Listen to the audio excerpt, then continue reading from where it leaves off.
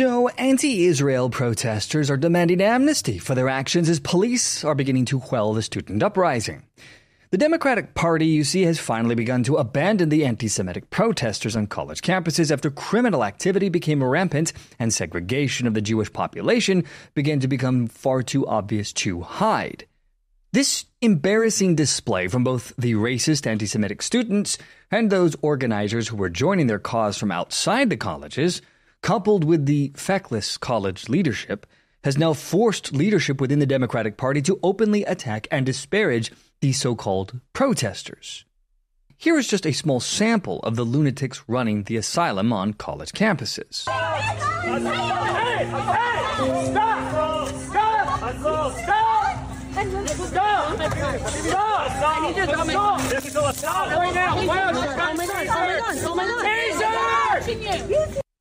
Are we surprised yet? Let's continue, shall we? You've got the Hamas encampment leader at Columbia who threatened to burn down the university with his F the US and F Israel posts. Let's see, here's an IG post from the Hamas encampment. Yep, let's see, Columbia will burn. I ain't reading all that. Free Palestine, blah, blah, blah. Gotta love the peaceful protesters. Here's UCLA, where they're not allowing... We are UCLA students. I have my ID right here. I'm being blocked off, not by the security guard, but by you two. You three. And oh, look, they're making their burger while I'm going this way. Excuse me. This is what they do. Everybody, look at this. Look at this. I'm a UCLA student. I deserve to go here. We pay tuition. This is our school. And they're not letting me walk in. My class is over there. Well, these are a bunch of lunatic racists. Oh, he's Jewish. Can't come in. Yeah. Their education really served them well. I want to use that entrance. Well, I can't take it. Will you let me go in? This can be over in a second. Just let me and my friends go in to class.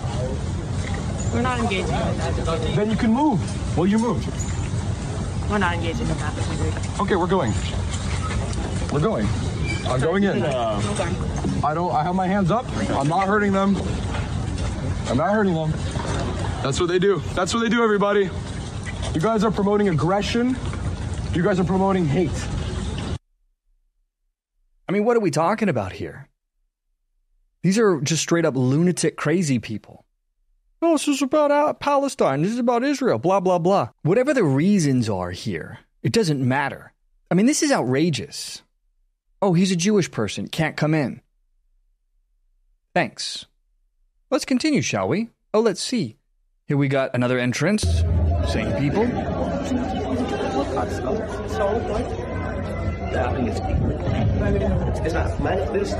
Wearing the garb of the Palestinians.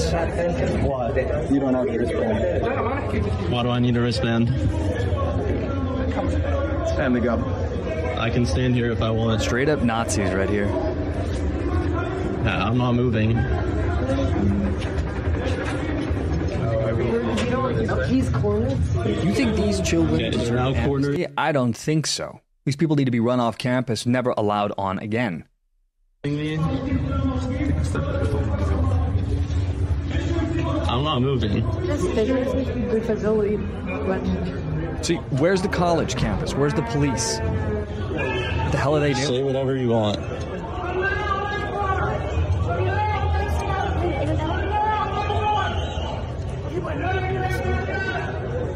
This is the kind of thing you just cannot allow to continue. Not in America. Period. Let's continue on. Oh, here's some fun people. Palestine will be free!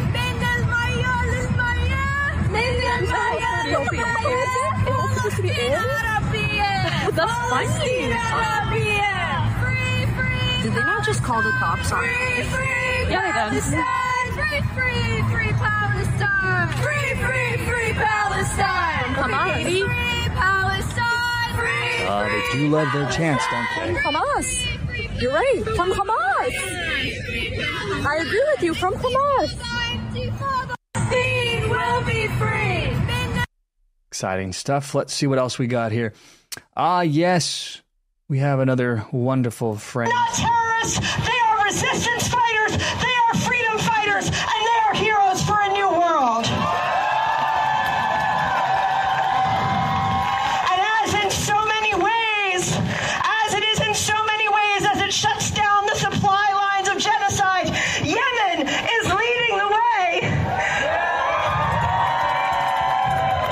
because Yemen declared Israel and the United States to be terrorist entities and subjected to sanctions. And so in so many ways, Yemen And you know what's terrible? I can't show you here on YouTube clips of October 7th. But you gotta love these lunatics.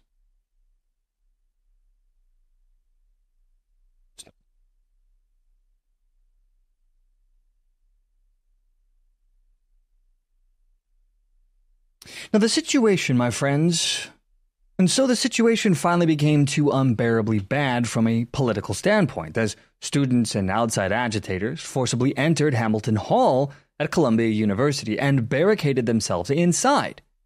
They used metal barricades, tables, chairs, and other materials to fortify their positions within the building. The demands were simple, my friends: do what we want or else.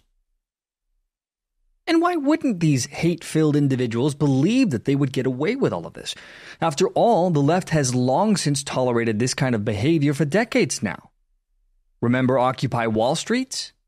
What about the hate groups BLM and Antifa?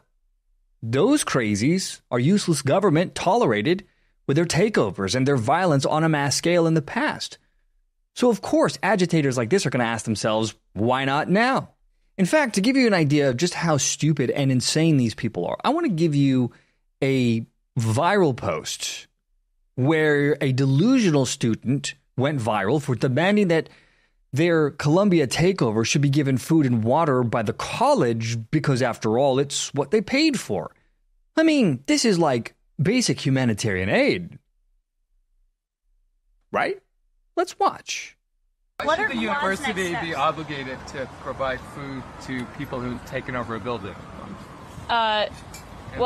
First of all, we're saying that they're obligated to provide food to students who pay for a meal plan here. But you mentioned that there was a request that food and water be brought in, unless I misunderstood. To allow it to be brought in. I mean, well, I guess it's ultimately a question of what kind of community and obligation Columbia feels it has to its students. Well, let's see. First of all, you're breaking the law. Second of all, you're hijacking, you're taking over parts of your university. You need to be expelled and probably arrested, not given food and water to make you more comfortable. Do you want students to die of dehydration and starvation or get severely ill, even if they disagree with you? If the answer is no, then you should allow basic, I mean, it's crazy to say because we're on an Ivy League campus, but this is like basic humanitarian aid we're asking for. Like, could people please... It's not about disagreeing. Protesting, disagreeing with your government, with policies, yeah, there's nothing wrong with that. We're not talking about that. We're talking about hijacking a university. We're talking about keeping other people out. It's no different than taking over roads, taking over parts of cities. You don't have the right to do that. Screw you. Screw these people. What an idiot. To have a glass of water. But they did put themselves in that very deliberately in that situation and in that position. So it seems like you're sort of saying, we want to be revolutionaries, we want to take over this building, now would you please bring us food and water? Nobody's asking them to bring anything. We're asking them to not violently stop us from bringing in basic humanitarian aid. They're stopping the delivery of food. Wow. We are looking for a commitment from them that they will not stop it but violently. They haven't stopped it. I don't know to what extent it has been attempted, but we're looking for a commitment. And the Grubhub. I mean, I don't even know what to say. These people are insane. They're little, spoiled, rotten children who think that they deserve everything because they're just special and they can disrupt everyone else's lives. They can intimidate, they can bully, they can hurt people. But hey, we need to be treated fairly. Golly gosh, gee, we're just such sweet little angels. Now, there were, of course, some kickback, some blowback to this. You got the conservative commentator Liz Wheeler, who commented about this insane student's bio on the Columbia website, pointing out that it's viewing everything through a lens of Marxism, and mocked her by saying she's a literal communist, whining for someone to bring her lunchbox. You've got the Yale professor Nicholas Christakis, who said these are not the remarks, let alone the arguments of a serious person. This is the way someone who has never been challenged to defend her views with facts and reason speaks. This is someone who thinks she is winning the battle of ideas simply by articulating her desires, which, by the way, he's dead on. Much of the modern day radical progressives and leftists, the young kids, people of my generation on down, they believe that it doesn't matter what anyone else thinks. They don't need to hear anyone. They don't need to. This is where you get safe spaces. The idea that they don't need to hear any counter arguments, that they don't have to have their ideas challenged. Anyway, by Monday, and you can see why, the political situation was becoming dire for the Democratic Party. They had been tolerant of this, and the public could see this. So you ended up having 21 House Democrats to begin demanding that the Columbia University end this bizarre charade. They said this. They said time for negotiation is over. Many students have been prevented from safely attending class. No duh. The main library, and from leaving their dorm rooms in an apparent violation of Title VI of the Civil Rights Act. And they pointed out how the situation had created an impermissibly hostile and unsafe environment for Jewish students by resorting to hybrid learning, appearing to violate Title VI of the Civil Rights Act.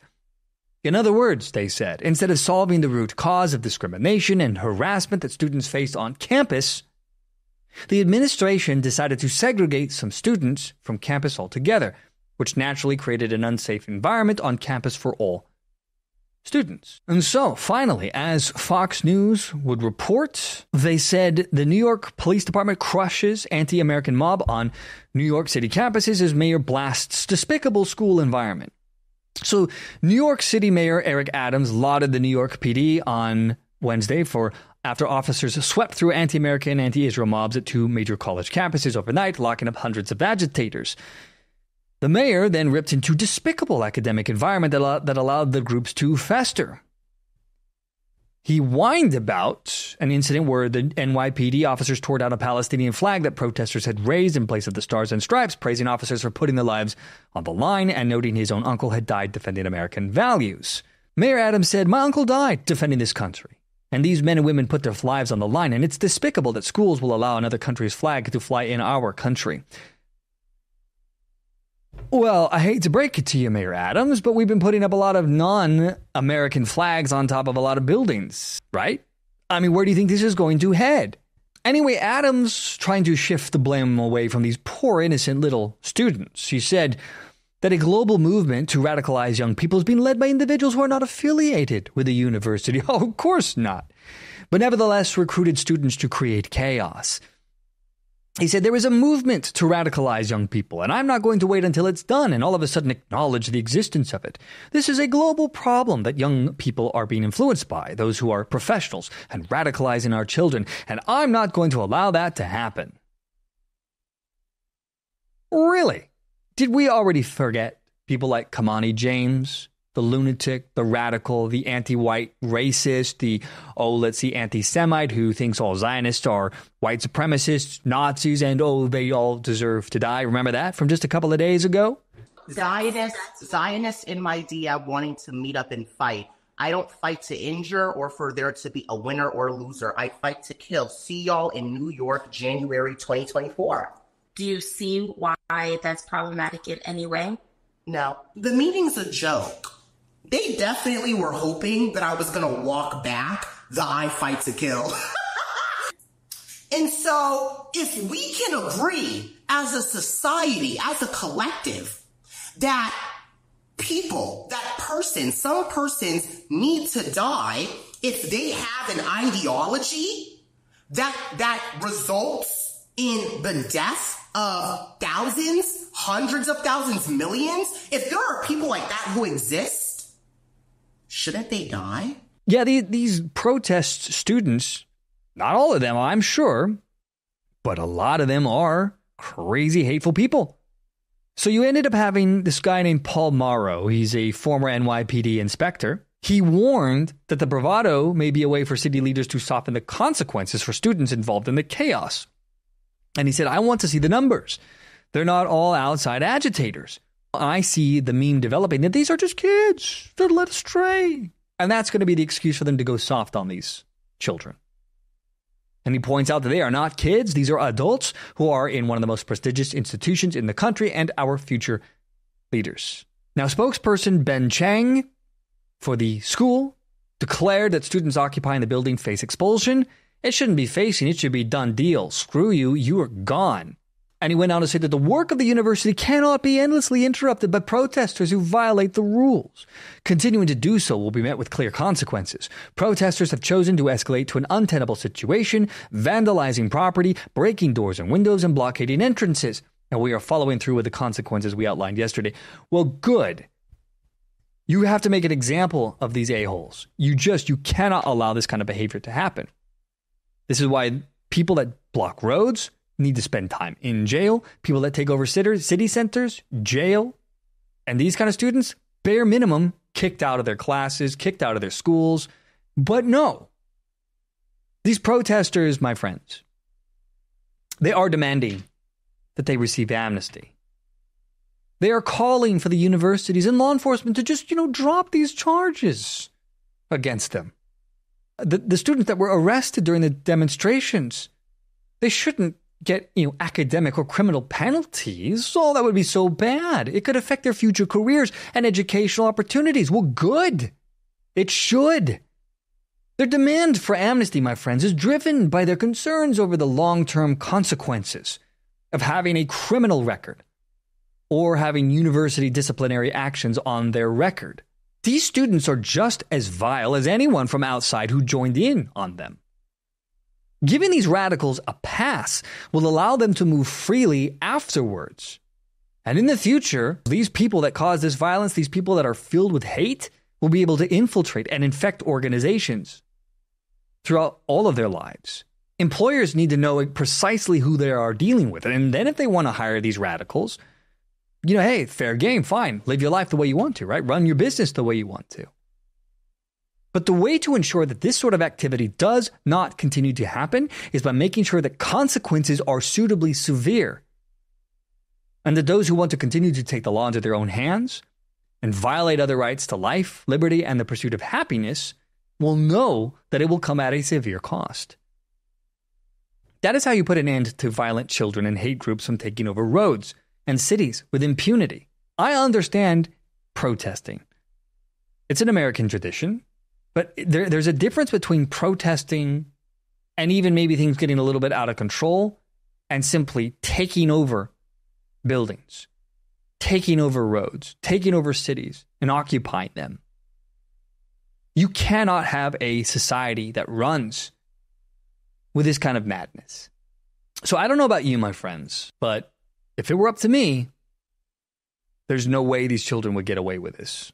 And that, my friends, will bring this episode to a close once more. From the To Be Frank show, I am Adrian. Thanks for watching. See you all next time.